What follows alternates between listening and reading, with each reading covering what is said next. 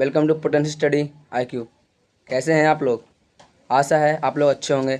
चलिए अपना आज क्लास 10th का SST का पार्ट जो कि अपना इकोनॉमिक्स है उसे कंप्लीट करेंगे। ठीक है मेरे डियर स्टूडेंट, तो चलिए अपना फर्स्ट चैप्टर है जो कि अर्थव्यवस्था है, इसके विकास का इतिहास हम लोग जानेंगे। ठीक है, इसे हम कंटिन्यू करेंगे कैसे हम इकोनॉमिक्स पे आ गए हैं। ठीक है, अब आपको पहले मैथ पढ़ाया गया, फिर साइंस, फिर हम SST में आ गए जो कि बताया जा रहा है यहाँ पे इकोनॉमिक्स का पार्ट पढ़ेंगे। ठीक है, फिर किसी दिन ज्योग्राफी होगा, फिर हिस्ट्री होगा, ऐसे ऐसे क्लास करते करते धीरे धीरे सारी सिलेबस आपको कंप्लीट करा दिया जाएगा। ओके मेरे डियर स्टूडेंट, अगर मेरे चैनल पे आप नए हैं तो सब्सक्राइब कर लीजिए। अगर वीडियो अच्छा लगेगा तो लाइक भी कर दीजिएगा, शेयर करिए, सब्सक्राइब भी करिएगा। ठीक है, चलिए अपना क्लास को कंटिन्यू करते हैं।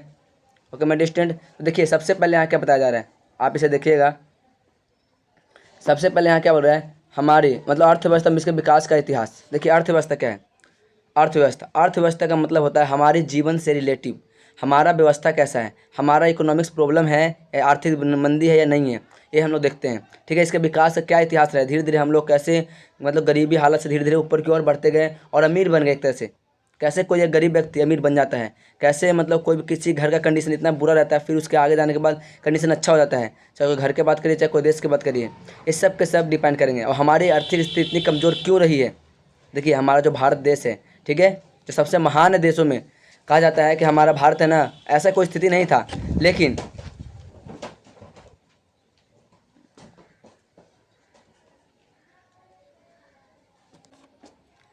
देखिए कहा जाता है कि अपना जो भारत है ना, ये कुछ जिस तरह से आपको इकोनॉमिक्स दिख रहा है ऐसा इकोनॉमिक्स नहीं था। इसे अंग्रेज़ों ने बहुत लूटा, इतना लूटा कि हद पार कर दिया लूट के, और हम लोग भुखमरी के कारण ऐसी स्थिति पे आ गए। फिर भी हम लोग हार नहीं, फिर भी हम लोग क्या धीरे धीरे विकास की ओर बढ़ते गए और एक ऐसा मौका मिलता है कि आज की स्थिति कुछ बहुत से मतलब पहले से बहुत बेहतर है। ठीक है, इसीलिए हम पढ़ेंगे इस चैप्टर को इकोनॉमिक्स। इसीलिए सबसे पहला चैप्टर है अर्थव्यवस्था में इसके विकास का क्या इतिहास रहा है, ये हम लोग जानने की कोशिश करेंगे। ओके मेरे स्टूडेंट, क्या आप लोग का आवाज़ आ रहा है क्या? अगर आपको लोग आवाज़ आ रहा है तो सही है। अब मैं कंटिन्यू करता हूँ क्लास को, चलिए स्टार्ट करते हैं अपना। ठीक है, तो चलिए क्या बताया जा रहा है आप लोग देखिएगा, इसे बिल्कुल ध्यानपूर्वक पढ़ते रहिएगा। ज़रा सा भी अपना फेस नज़र ना हटाइएगा। अगर आपको कुछ प्रॉब्लम हो रहा हो, नहीं समझ में आ रहा है तो आप कमेंट बॉक्स में कमेंट करिएगा, मैं वो कमेंट का जवाब दूंगा। ठीक है, देखिए आपको मैथ का भी क्लास चलता है, अगर आप मैथ में कमज़ोर है तो आप वीडियो को देख सकते हैं और लाइन बाय लाइन देखिएगा। ठीक है ना, बेसिक पहले करा चुका हूँ, फिर उसके बाद मतलब बेसिक कराया था, फिर उसका पार्ट 2 भी बेसिक आएगा। ठीक है, उसके बाद हम लोग चैप्टर शुरू करेंगे। और ये ना मतलब क्लास 10 की बात हो रही है, इसमें ना एग्जाम को 4 के आ सकते हैं, आप लोग टॉप भी आ सकते हैं, इतना मेहनत करिएगा। ठीक है, चलिए स्टार्ट करते हैं अपना क्लास को। पहला क्या बताया जा रहा है, देखिए अर्थव्यवस्था।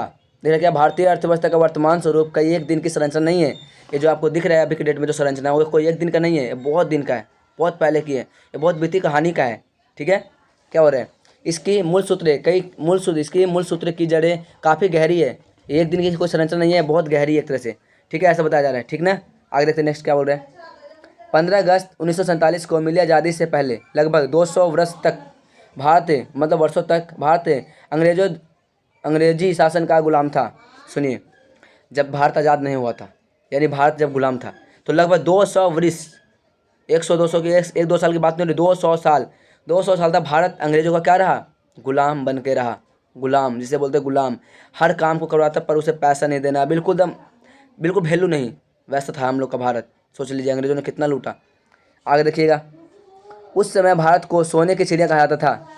ठीक है, आप सुने होंगे कभी भी कि अपना जो देश है ना भारत देश सोने का चिड़िया कहा जाता है, लेकिन अंग्रेजी शासन ने सोने की इस चिड़िया का भरपूर शोषण किया और जमकर लूटा। इसके कारण भारत में आर्थिक विकास का गति मंद या नग्न पड़ गई। इसका मतलब क्या है, इसका मतलब है जब भारत को चीने का मतलब सोने का चिड़िया कहा जाता था, उस समय ने अंग्रेजों ने इसे बहुत लूटा और इतना लूटा और शोषण मतलब बहुत किया। कहने का मतलब भारत का शोषण का मतलब होता है मैंने काम भी करवाया और पैसा भी नहीं दिया। समझ में आएगा, उससे हम लोग क्या बोलते हैं, शोषण बोलते हैं। तो हम लोग से बहुत शोषण करवाया, शोषण कराने के बाद इतना लूटा कि हमारा जो विकास है ना भारत का वो मंद पड़ गया। मंद मैंने होता नहीं के बराबर होने लगा, क्योंकि लूट रहा है ना, कोई विकास तो हो नहीं रहा, जो मतलब कुछ बिजनेस तो कर नहीं रहा कि आगे और बढ़ रहा है, तो ये लूट रहा है। एक तरह से लूटने की वजह से क्या हो रहा है, मतलब बहुत कंडीशन ख़राब होता जा रहा है। ठीक है, अब आगे देखते हैं। देखिए क्या बताया जा रहा है यहाँ पे, आज़ादी के समय जब आज़ाद हो रहे थे, ठीक है, तो आज़ादी के समय भारतीय अर्थव्यवस्था का सामाजिक, आर्थिक, राजनीतिक, संस्कृति पुनरुत्थान पर दुनिया की एक समग्री अर्थव्यवस्था के रूप में प्रस्तुत करना हमारी नीति का निर्धारित को सक्षम चुनौतियाँ हो गया था। इसका मतलब क्या हुआ? इसका मतलब सिंपल समझिए। देखिए इसने क्या बोला, इसने साफ साफ बोला, आप समझिएगा क्या बताया जा रहा है यहाँ पे। आज़ादी के समय जब भारत आज़ाद हो रहा था तब उस समय भारतीय अर्थव्यवस्था का सामाजिक, समाज में जो समाज में लोग रहते हैं उस पर क्या डिपेंड करेगा, उस पर क्या फ़र्क पड़ रहा है, वो सामाजिक आर्थिक मतलब हमारा इकोनॉमिक्स प्रॉब्लम कितना ख़राब है, हमारे पास पैसे नहीं है, बहुत कुछ नहीं है, यानी इकोनॉमिक्स। राजनीतिक, जनता लोग क्या कह रहे हैं, नेता लोग क्या कह रहे हैं, उन पर डिपेंड कर रहे हैं। संस्कृति, हमारा पहनावा क्या है, हमारी रहन सहन क्या है, हमारी बातचीत क्या है, इस सब पर डिपेंड कर रहा है। पुनरुत्थान मतलब पुराने रीतियों को दोबारा दोहराना, मतलब करने का मतलब अपकर दुनिया की एक अग्रीय अर्थव्यवस्था के रूप में प्रस्तुत करना हमारी नीति के लिए देहात के लिए समझ चुनौती पड़ गई थी। इस तरीके से हम लोग आगे की ओर बढ़ने में हमारी चुनौतियाँ हो गया था कि अब हम लोग कैसे बढ़ेंगे। हम लोग को इतना लूटा है ना अंग्रेज़ों ने, हद पार कर दिया भाई लूटने से। ठीक है, हमारी स्थिति इतनी कमज़ोर पड़ गई कुछ कह ही नहीं सकते हैं। ठीक है मेरे स्टूडेंट, तो आप लोग समझिए और एसएसटी को पूरी भरपूर पढ़िए, और इससे क्या होता है ना आपको नॉलेज बहुत मिलेगा, और आप लड़ाई झगड़ा ये जो हो रहा है ना कहानियाँ, इससे वंचित नहीं रहेगा। आप समझिएगा कि ऐसा क्यों हो रहा है। ठीक है, तो समझिए, अपना माइंड को भी डेवलपमेंट करिए, ठीक है, डेवलप करिए। चलिए देखते हैं दूसरा चैप्टर, मतलब दूसरा पॉइंट क्या बोल रहे हैं इस अध्ययन में। देखिए क्या बोल रहे हैं इस अध्ययन में, अर्थव्यवस्था का परिचय, अर्थव्यवस्था का विकास, विकास का एक माप, विभिन्न सूचनांक, बिहार के किसी की मतलब विकास की स्थिति, देश के आर्थिक विकास में बिहार के आर्थिक विकास की भूमिका, मूलभूत उदाहरण, आवश्यकता है कि विकास का संबंध आदि बातों पर प्रकाश डाला गया है।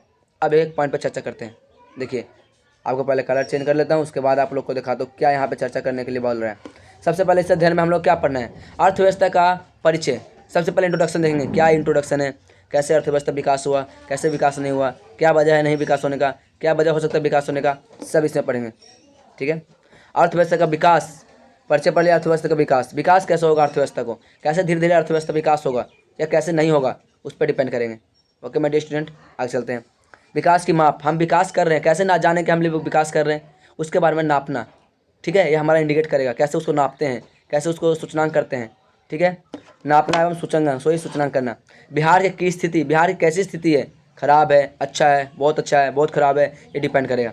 ठीक है, और देश के आर्थिक विकास, और देश के आर्थिक विकास में बिहार का आर्थिक विकास, देश का आर्थिक विकास हो गया, पहले देश का आर्थिक विकास है। देश का देखिए कहा जाता है अपना देश भारत है ना, उसे भारत को विकास होने के लिए सबसे पहला बिहार को विकास होना बहुत ज़रूरी है, ऐसा बताया जाता है, और ऐसा ज़रूरी भी है।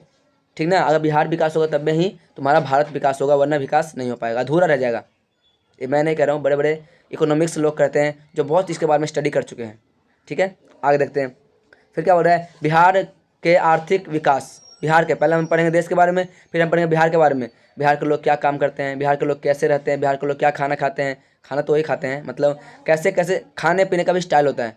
ठीक ना, कोई बहुत पैसा वाला है तो बहुत अच्छा खासा अपना हेल्थी फूड खा रहा हो, और बहुत जो गरीब है उसे नहीं मिल पा रहा है हेल्थी फूड, तो ये इस पर डिपेंड कर रहा है। फिर क्या बोल रहा है कि फिर बोला है मूलभूत आवश्यकताएं, हमारे देश के या हमारे लिए क्या मूलभूत आवश्यकताएं हैं उस पर डिपेंड किया जाएगा क्या है। फिर क्या बोल रहा है विकास का संबंध, और विकास से क्या संबंध है, हमारे रहन सहन खान पीन से, इस पर भी डिपेंड करेगा पूरी की पूरी थ्योरी। ठीक है, इस प्रकार इस पाठ में हम लोग चर्चा करेंगे। ओके माय डियर स्टूडेंट, कोई डाउट यहाँ तक? अगर किसी को डाउट हो रहा हो तो बताइए, किसी को डाउट हो रहा हो, अगर ज़्यादा डाउट है तो कमेंट बॉक्स में कमेंट करिएगा, अगर और भी डाउट हो रहा है तो धीरे धीरे वीडियो का स्पीड बना कम करके आप लोग समझिए इसको। ओके, तो चलिए आगे चलते हैं, इसको आप लोग कंटिन्यू करिएगा, आप देखते रहिएगा, बिल्कुल लास्ट तक बन रहिएगा वीडियो के अंदर। अगर वीडियो अच्छे लगे तो लाइक भी कर दीजिएगा। ओके माय डियर स्टूडेंट, चलिए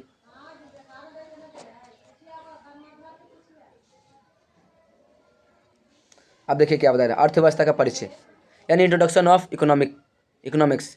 कैसे हम इसको परिचय करेंगे तो देखिएगा, अंग्रेजों के देख रहे क्या, अंग्रेजी शासन ने भारतीय अर्थव्यवस्था को अपना एक उपनिवेश बनाकर रखा था। और उपनिवेश का मतलब क्या होता है समझिए पहले, सबसे पहला अर्थ उपनिवेश का मतलब वो होता है, अब इसका अर्थ भी लिखा हुआ है, पहले मेरे लैंग्वेज में समझिए। उपनिवेश का मतलब वो होता है जो मान लीजिए मैं किसी को काम करवाया और काम के बदले में उसे कुछ भी पैसा नहीं दे रहा हूँ, उसे बोलते हैं उपनिवेश। या कुछ बहुत बड़ा राज्य को अपने अंदर, साम्राज्य के अंदर उसका इंक्लूड कर दिया गया, उसी को हम लोग क्या बोलते हैं, उपनिवेश बोलते हैं। ठीक है, बहुत अलग अलग तरीके से अलग अलग बोल सकते हैं इसको। ठीक है ना, तो चलिए कंटिन्यू करते हैं। और उन्होंने किसने, अंग्रेजों ने फूट डालो और शासन करो यानी कि डिवाइड एंड रूल की नीति अपनाकर भारत को अपना दास बनाकर रखा था। दास का मतलब होता है नौकर। फूट डालो और शासन करो, ये नीति अपनाकर, नीति मतलब एक नियम को अपनाकर भारत को बहुत लूटा। समझ में आ रहा है क्या? आगे देखते हैं। ब्रिटिश शासन के पूर्व, जब ब्रिटिश शासन था ना उससे पहले ही कहानी बोल रहा है।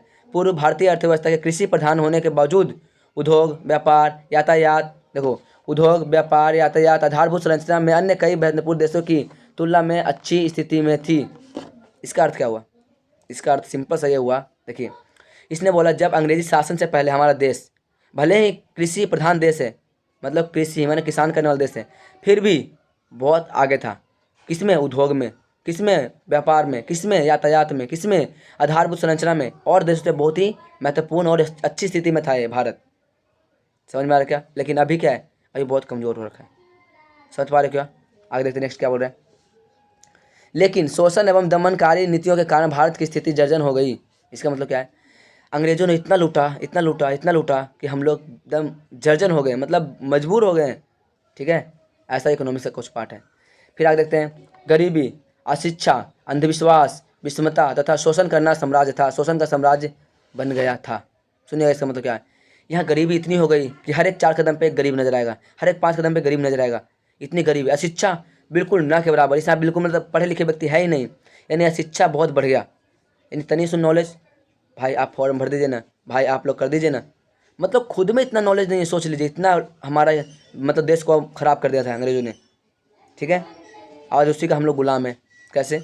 अंग्रेजी तो सीखते हैं, हम लोग सीखते हैं ना, हर काम के लिए अंग्रेजी सीखते हैं, तो गुलाम ही तो है। ठीक है, आगे देखते हैं। अंधविश्वास क्या होता है? अंधविश्वास जैसे आपको अंग्रेज लोग बोलेंगे, फुलाएंगे आप लोग को। फुलाने का मतलब होता है आपको बहकाएंगे कि ऐसे करेंगे ना तो ऐसा हो जाएगा, ऐसे करेंगे तो ऐसा हो जाएगा। कुछ नहीं है, सब के सब बहकाया गया, हम लोग को बेवकूफ़ बनाया गया और कुछ नहीं किया उसने। समझ पा रहे हो क्या? आगे देखते हैं। विषमता तथा शोषण का साम्राज्य था। विषमता, विषमता मैंने विष जिसे बोल सकते हैं हम लोग। शोषण, शोषण मैंने बिल्कुल दम काम कराना और पैसे भी नहीं देना, उससे बोलते हैं हम लोग। ठीक है, आगे देखते हैं। अंग्रेजी शासन के समय, अंग्रेजी शासन के ये क्या बोल रहे हैं, अंग्रेजी शासन के लगभग 200 वर्षों में, 200 वर्ष, ठीक है, 200 वर्षों में लगभग 200 वर्ष में भारतीय अर्थव्यवस्था कोई विकास नहीं के बराबर हुआ। क्यों होगा? आप ही बताइए ना, क्यों होगा? जब अंग्रेजी शासन करेगा मेरे पे कोई देश पर, तो क्यों करेगा वो विकास? सब लूट लेगा ना। समझ पा रहे हो क्या क्या मैं कहना चाह रहा हूँ? आगे चलते हैं।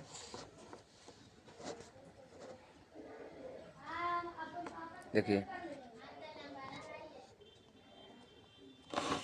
क्या बताया जा रहा है, आप देखिए इसे। आय, आय की स्थिति, आय की स्थिरता, कृषि प्रजनन की वृद्धि, बढ़ती हुई निर्भरता, हस्तलिपि उद्योग का पतन तथा उसके बाद लगभग नष्ट हुए उद्योग की व्यवस्था इस बात को पूरी तरह से स्पष्ट कर देता है कि अंग्रेजों ने भारतीय अर्थव्यवस्था का शोषण कर दिया था। इसका मतलब फिर समझिए आप लोग। आय की स्थिति मतलब पैसे की कमी, कृषि पर जनसंख्या की बढ़ती हुई निर्धारिता, मतलब कृषि पर सबके सब डिपेंड हो गया कि अब कृषि ही एकमात्र सहारा है जिससे हम लोग जी सकते हैं। फिर क्या हो रहा है? हस्तलिपि उद्योग का पतन, मतलब हाथों से बनाया गया जो कारखाने होते थे, टोकरी बनाना, वो क्या बोलते हैं उसे, फूल रखने वाला बनाना। ठीक है, ये सब क्या है? पतन हो गया धीरे तरह धीरे, मतलब एक तरह से। तथा उसके बाद लगभग नष्ट होते हैं उद्योग व्यवस्था, उद्योग मैंने कंपनी वगैरह नष्ट हो गया। इस बात को पूरी तरह से स्पष्ट कर देता है कि अंग्रेजों ने भारतीय अर्थव्यवस्था को बहुत शोषण किया, बहुत, इतना शोषण किया कि मैं आपको बताने में भी क्या है, बुक में कम ही लिखा रहता है, इतना शोषण किया।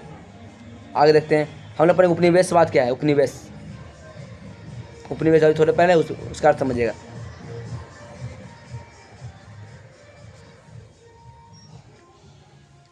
उपनिवेश क्या है देखिएगा। जब कोई भी देश, क्या बोल रहे हैं यहाँ पे, जब कोई भी देश, कलर चेंज कर लेते हैं, जब कोई भी देश किसी बड़े समृद्धशाली राष्ट्र के शासन के अंतर्गत रहता है, उसके समस्त आर्थिक एवं व्यवस्था, आर्थिक एवं व्यावसायिक कार्यों को निर्देश एवं नीति नियंत्रण शासक देश का होता है। ऐसे देश को शासित देश के शासन के देश का उपनिवेश कहा जाता है। जैसे भारत करीब 200 वर्षों तक ब्रिटेन शासन का एक उपनिवेश था। इसका अर्थ क्या हुआ देखिएगा। इसने बोला जब कोई भी देश किसी बड़े समृद्धशाली राष्ट्र के शासनकाल में, कोई भी बड़ा देश के अंतर्गत आता है कोई बड़ा देश, और उसके समस्त आर्थिक एवं व्यवस्थायिक कार्यों को, जितना भी आर्थिक कार्य है, जितना भी व्यवस्थायिक कार्य है, सब के सब अपने शासन में कर लिया हो, अपने अंडर में कर लिया गया हो। समझ पा रहे क्या? ऐसे शासन देश को देश का उस उपनिवेश कहा जाता है। अब भारत भी लगभग 200 वर्ष तक ब्रिटिश का गुलाम ही था, यानी उपनिवेश था। ओके माय डियर स्टूडेंट, बताइए। तो चलिए हम कंटिन्यू करते हैं क्लास को। अर्थव्यवस्था का प्रकार। तो ओके माय डियर स्टूडेंट, आज का क्लास यहीं तक रहेगा। अर्थव्यवस्था का अर्थ आपको दिखाई दे रहा है कि यहाँ पे क्या बोल रहा है, बताया जा रहा है अर्थव्यवस्था का अर्थ, यानी अर्थव्यवस्था का अर्थ हम लोग नेक्स्ट क्लास में पढ़ेंगे। ठीक है, अगर वीडियो अच्छा लगे तो लाइक कर दीजिएगा, शेयर कर दीजिए, सब्सक्राइब भी कर दीजिएगा। मिलते हैं फिर नेक्स्ट वीडियो में। ठीक है, अगर कोई डाउट है आपको तो बताइए आप लोग को, मैं आपको डाउट को डील करूँगा। ओके माय डियर स्टूडेंट, चलिए फिर मिलते हैं नेक्स्ट वीडियो में, तब तक के लिए बाय एंड थैंक यू।